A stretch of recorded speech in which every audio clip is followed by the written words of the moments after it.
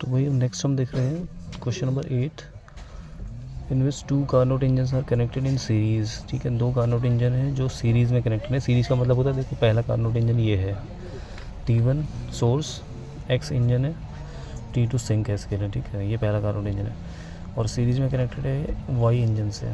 तो सीरीज़ का मतलब इससे जो आउटपुट निकल रहा है Q2 will go as a input to the second engine. ठीक है, Q2 इसमें इनपुट हो गया है सेकेंड इंजन Y पे। ओके, और यहाँ से जो रिजेक्शन होगा लास्ट में पहुँचेगा इस सिंक पे। T3 is the ultimate sink. इस क्वेश्चन में T3 दिया नहीं हुआ है, मैंने उसको मान लिया 150 डिग्री सेंटीग्रेड। ओके, तो आप देखिए T1 वैल्यू है 9726 डिग्री सेंटीग्रेड, तो केल्विन में चेंज कर दिया है। और Q1 की वैल्यू 5000 जूल दे रखी है। ओके, Q2 हमें ऑब्वियसली निकालना पड़ेगा और जो भी निकलेगा हमारा वो यहाँ जाएगा फिर, और इससे कुछ वर्क आउटपुट Y का निकलेगा, कुछ वर्क आउटपुट X का निकलेगा जो हमें निकालना है। ठीक है, या जो क्वेश्चन में हमें जो दिया है उसके हिसाब से देखना पड़ेगा। तो now we have to solve this. तो both are the Carnot engines. First question की कंडीशन क्या है, इसमें एफिशिएंसी दोनों की सेम है। तो आपसे पूछा है वर्क डन कितना होगा, WX WY।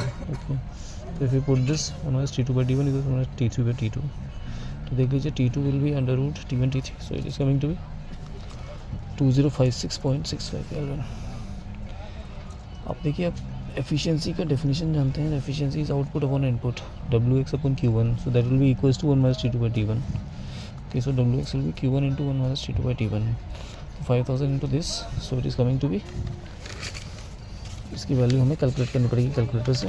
तो ये आ रही है आपकी 5000 इंटू 1 2056.8। तो भाई WX कितना हो गया पहले वाले इंजन का, 3971.66 जूल।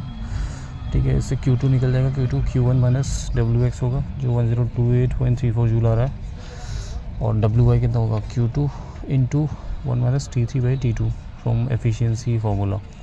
ओके, तो ये पुट करने पर, सब कैलकुलेट करने पे आ रहा है 816.84 joule finally the Q2 value. Okay, sorry WY value. तो यहाँ पे सारा हो गया, मतलब WY निकल गया, WX निकल गया। So our answer is complete, solution is done. Okay, thank you so much, all the best.